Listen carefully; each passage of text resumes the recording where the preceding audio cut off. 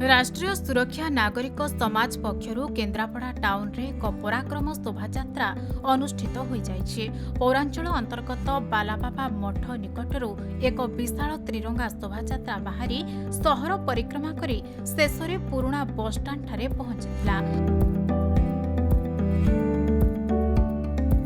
Operation सिंदूर सफलता परे भारतीय सेनार पराक्रम और शौर्य को सम्मान जणाइबा सहित जातीय एकता प्रदर्शन पई एही शोभायात्रा आयोजन करा जायतिला।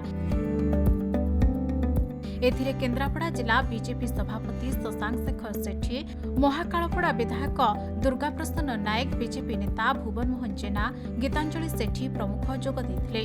विभिन्न सामाजिक संगठन, स्कूल कॉलेज छात्र छात्री मध्य हातरे त्रिरंगा धरी शोभायात्रा रे शामिल होइथिले।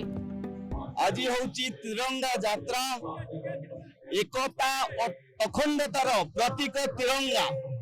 जो भली भावे आतंकवादींकर बर्बरता ता विरुद्ध रे भारतर जो प्रतिवाद, भारत जो भली भावे तार पराक्रम देखैछि, भारतीय सेना जो पराक्रम देखैछि तांको मनोबल को बढ़ाइबा पाई आज केन्द्रापड़ा रे ये विशाल तिरंगा यात्रा आम सेना बाहिनी आमर प्रतीक।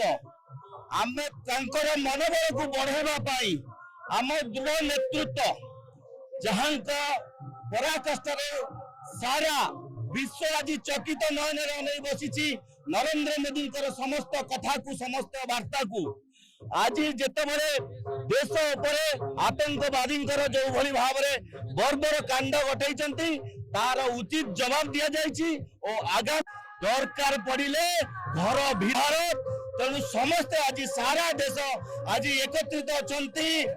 पूरा देश एक होइकरी आज आतंकवाद विरोध में लड़ाई करुची। आज सेनार मनोबल बढ़ाइबा पाई आमे ये तिरंगा यात्रा आज अनुष्ठित करूछु। पहलगाम रे हमर मां भौणी जो आतंकवादी माने सिंदूर मिटाइथिले सही ऑपरेशन सिंदूर नाम रे माननीय प्रधानमंत्री का नेतृत्व रे भारतीय सेना पाकिस्तान घर भितर पसी 11टा आतंकवादी घाटी को संपूर्ण ध्वस्त करछि। हमर सैन्य मानक मनोबल वृद्धि करबा आज तिरंगा शोभायात्रा होछि।